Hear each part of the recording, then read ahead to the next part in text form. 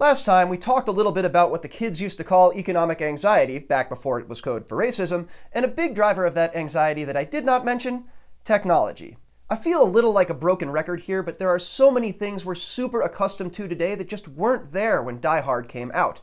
Jackson DeGovia is unreal as a production designer, but he pretty clearly wasn't, spending much time staring at a keyboard while drawing up how this movie should look. Still, this was bleeding-edge stuff back then, and it plays a very intentional role. First, when McClane gets in the limo. Man, look at this. CD, CB, TV, telephone. And again when he gets to the plaza. Cute toy. Yeah, you have to take a leak. It'll even help you find your zipper. In fact, the security guard here, he's probably not paying much attention, what with this machine covering so many bases for him. I wonder if that will have consequences. Despite this splash of old-fashioned murdering, the first thing the baddies hit is the technology. The supposed convenience and safety of a centralized digital operation lets one dude lock the doors, turn off most of the elevators, and then render those changes undoable. Phones weren't as high-tech then, but still, this cool little box lets Tony here render the entire building's phone system useless in almost less time than it takes to cut it with a chainsaw. Later, as Hans presses Takagi for the code, which really seems like it should be 2 codes based on this screen, Takagi's pretty convinced that even with the code, the vault is unbreachable. There are 7 safeguards on our vault, and the code key is only one of them. You'll never get it open.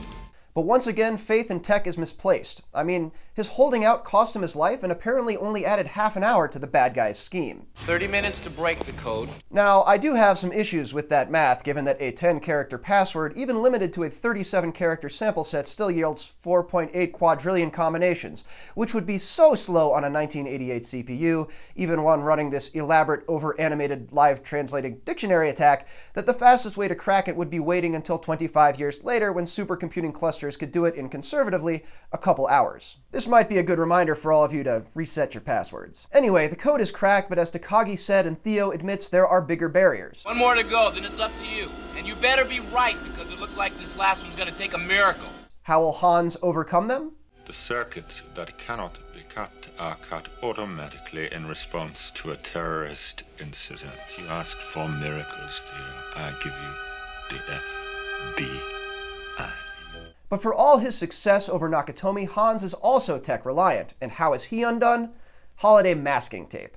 In a film awash in 1980s tech glitz, McClane is undeniably analog, starting from pretty much scratch, doing most of his damage by hand or with an even then decade-old Beretta.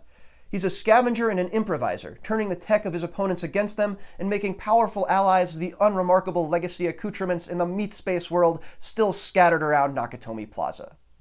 When McClane does make a technological play, it does not go well. Fire alarms and radios fail to alert the authorities, leaving him the rather blunt instrument of tossing a body out the window to bring backup. Welcome to the party, pal! And the modern glass-heavy design of this room of servers and terminals is very nearly his undoing. In fact, it's tech that alerts the news crews to the Nakatomi crisis and in turn lets Hans identify Holly as McClane's wife. Die Hard's final action, Al's simple service revolver shooting Carl as he draws down with his decidedly postmodern Steyr AUG, seems to be the triumph of the tried and simple over the new and complex, a concept that finds an audience as readily today as it did 30 years back. I'm Cosmo Catalano. Until next time, yippee-ki-yay, motherfucker.